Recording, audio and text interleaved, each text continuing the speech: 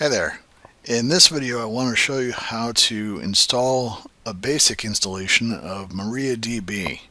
MariaDB is the drop-in replacement for MySQL Server, and despite the fact that they are the same in most respects, there seem to be some minor differences creeping in here and there, including in the installation routine, and you should never make assumptions that they're both exactly the same. You should always do a little bit of checking first. And as you can see here, I have the download page in the browser. It's at mariadb.org/download, and you can click on MariaDB server, and you should probably go for the latest stable series, which at this point is 10.4. So you can click on download 10.4 stable now, and it will take you to the downloads page for that release. And you can see there are a number of options here for Windows, Linux, and so on. I'm installing this on Windows, and you have the MSI package and the zip file for the 64-bit systems, which I'll be working with in this video. And you can see here that I've already downloaded them, so I don't need to download them again. So for now, let's go to the installation files. Let's start with the manual installation first. You just go to the file, open it up, and I'm going to go ahead and copy the contents to my C drive. One of the advantages of a manual install is that you can control its location on the drive. You can create a minimalized installation. In this case, it's just an installation for, say the sake of development or testing or whatever. This is not something for running a website off of, but just a basic installation for connecting to and playing around with SQL and some databases. And so I'm copying it to the root directory, and that takes just a second or two. Okay, and I'm going to rename the directory MariaDB for simplicity. And let's take a look inside. So it has all the files, and it has the data directory already, and it has the test database with one database file in there, just the opt file. So the next thing you want to do is to actually create an INI file. In this case, we're just going to set a couple of options for the installation program that we're about to run. It's more of an installation script. So let me go ahead and create the INI file. New text document, my INI,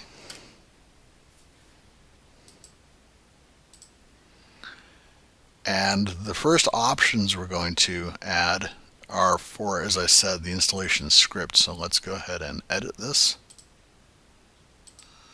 and let me go ahead and paste in the options. The option group MySQL install DB will be read by the installation script, and it will read the base directory, which is MariaDB on the C drive, and the data directory where it should be creating the database files themselves, which is MariaDB/data. So we'll go ahead and save that. And you can find out more about this on the MariaDB Knowledgebase. You can see that it actually maintains a page for the MySQL install DB script, and it talks about options files as well. So you can find out more information as you need it online. Let's minimize that. Let's close that. And the next thing you want to do is to add the directories to your path statement. So let's go to the control panel, go to Advanced System Settings, Environment Variables, and under the system path, Let's take a look at that. I've already added the directories, the MariaDB, and in this case, MariaDB/bin, where all the executable files are stored. So those two directories should be added to your path statement.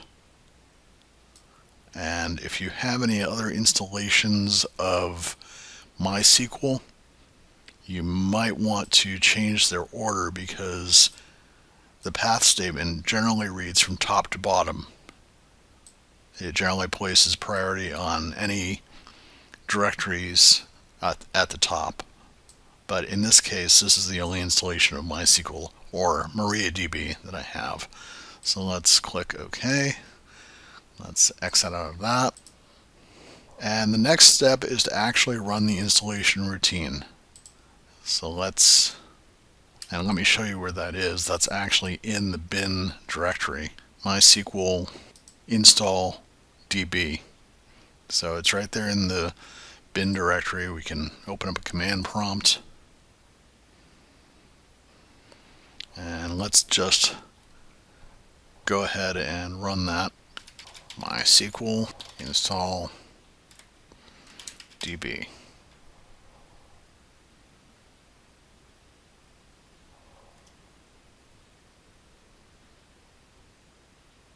And it's initializing a data directory, removing default user, created its own INI file, and it says everything was successful.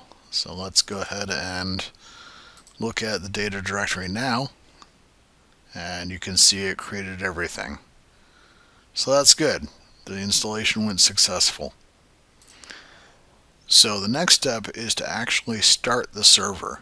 We have to start up the server as a process so that we can log into it with the client program. So let's type in MySQL D console. I know there's a console switch there. Okay, so it started the server and it says MySQL D ready for connections. And it's listening on port 3306, which is standard for MySQL and some other database systems. So the next step, we'll just leave this open. This window has to remain open for the server to keep running. And we'll open up another command line.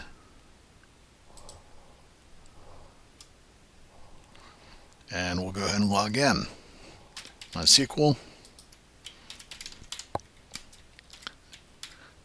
-u for user, root, we're using a root user, and ask for a password. And there is no password at this point. The installation routine does not actually create a password for the root user, which we'll have to do in a minute. So we'll just hit enter, and we're in. We've logged into MariaDB. So the next step is to take a few moments to secure our server. There are a couple things that you want to do in order to make the server more secure. The first thing we're going to do is drop the test database. The reason we're dropping that is because by default it has pretty open access. It can be accessed by anonymous users, so it could potentially be a security risk, and it's not really needed anyway. So let's go ahead and drop that. First of all, let's show all the databases that are present. Show databases, and always remember to put the semicolon at the end of a command in SQL. And you can see the test database there, as well as MySQL and a couple of others.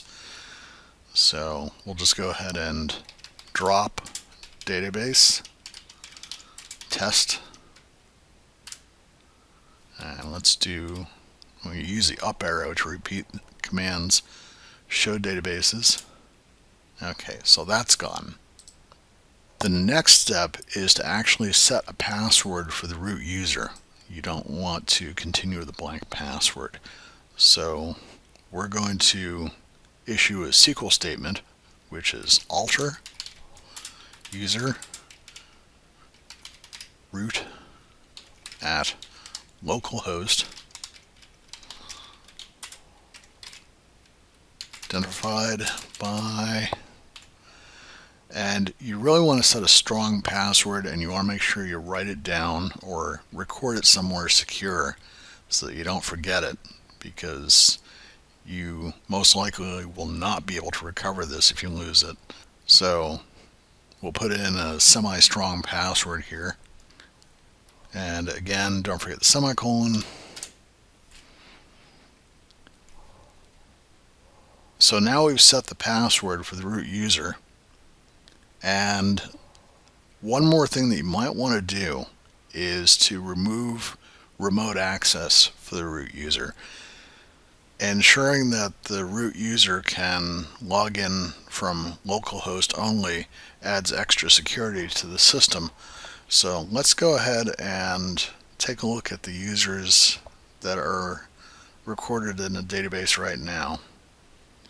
Select user host from user. Okay, so we have 4 listings for root, 3 of which are localhost 127.0.0.1, the equivalent for IPv6, and localhost. And we want to remove this one. This is the one for the actual virtual machine that this is running on. So drop user at remote 1.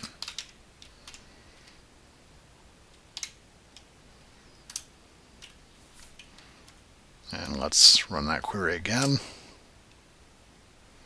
And so root access is limited to localhost at this point. So let's go ahead and exit out. Let's make sure we can still log in.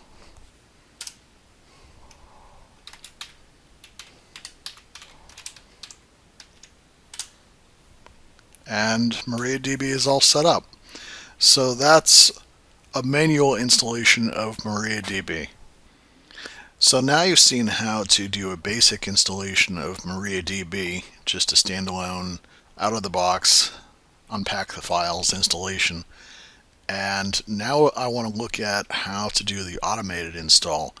Now we could probably leave this one here, it's just fine, it's not running as a service, but I'm just going to go ahead and delete this now. And delete, and that installation is gone. With manual installation, it's as simple as that.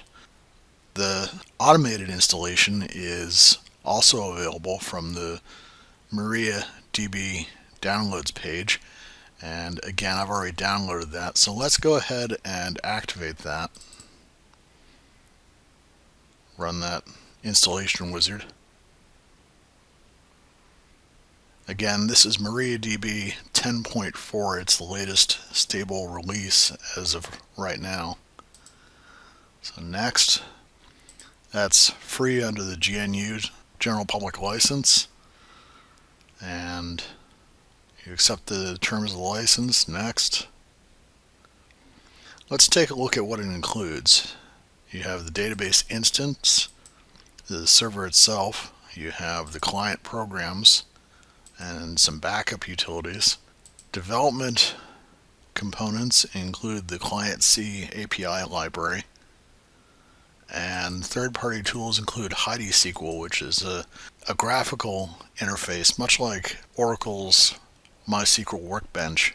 Workbench will actually work with MariaDB, but it complains about it. You'll see a message when you start up Workbench and when you connect to the server, and it'll say it doesn't recognize that version of MySQL. So HeidiSQL seems to be the preferred graphical interface for MariaDB, at least with this distribution. So let's click Next. And it's already asking for a root password. So let me go ahead and put one in there. This is not a strong one. Let's see if it complains about it. And it's asking if it should allow access from remote machines for root user. I'm going to leave that blank. As you remember, in the manual install, we actually disabled that. And it's asking about the character set. I'm just going to leave that as default. Next.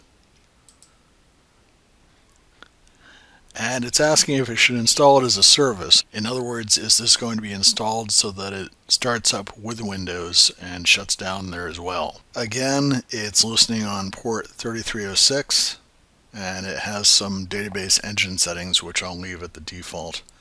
Next.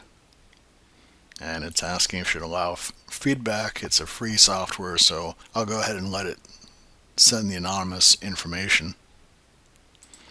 Next. And it's ready to install. So I'm assuming this might take a few moments, and it's running the same script that we ran with the manual installation. It's running it for us. MySQL install DB.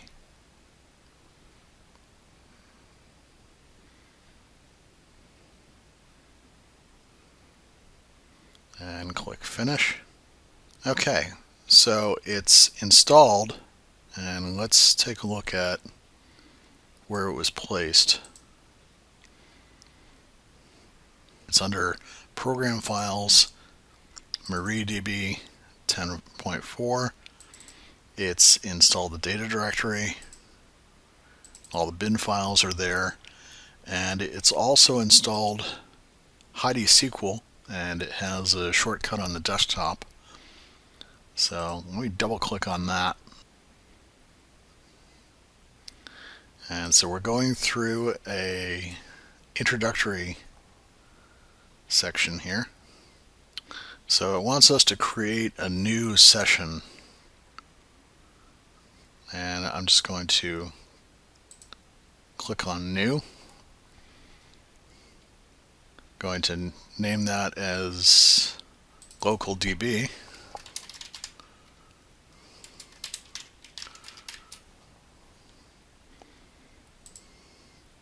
User root.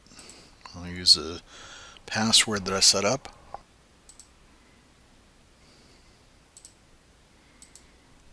I'll leave those as defaults as much as possible.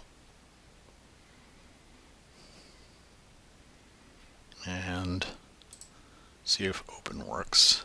There we go.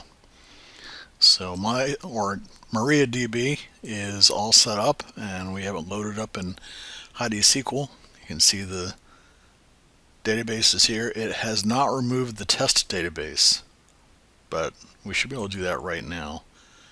Just right click and drop database test, yes. And let's expand this a little bit and get a better view of what HeidiSQL offers. So we have a view of the databases. We have some of the variables that are available to MariaDB, showing some statuses and a lot of different statistics on the server and the databases. We have a query window. Let's see if we can run a couple of queries here. Use MySQL, and this is an open-ended query window where you actually have to click on execute or F9. So I've set MySQL as the database and select user host from user. Seems to have some recognition of the syntax, and let's go ahead and run that. So we still have the remote one root user. It hasn't deleted that. So let's go ahead and delete that now. As you can see, working within a graphical interface is a bit easier than working at the command line. You can go back and forth and actually take some time to work on your queries before you run them, instead of having them run as soon as you hit enter. Drop user root at remote 1. This isn't absolutely necessary. This is just a local installation. It's not being hit from the network or the internet, but it's best to maintain those best practices. And hit F9. That might not have worked because I'm on a virtual machine. Okay, so that's actually dropped the user. Let's see that table again.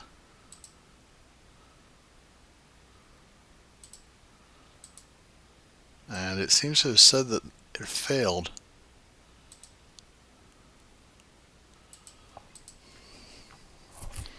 It might be trying to run the entire thing instead of just a selection. Run selection, so I have to do a control F9 for that. Okay, so we have those 3 records for the root user remaining just from the local host, so that's good.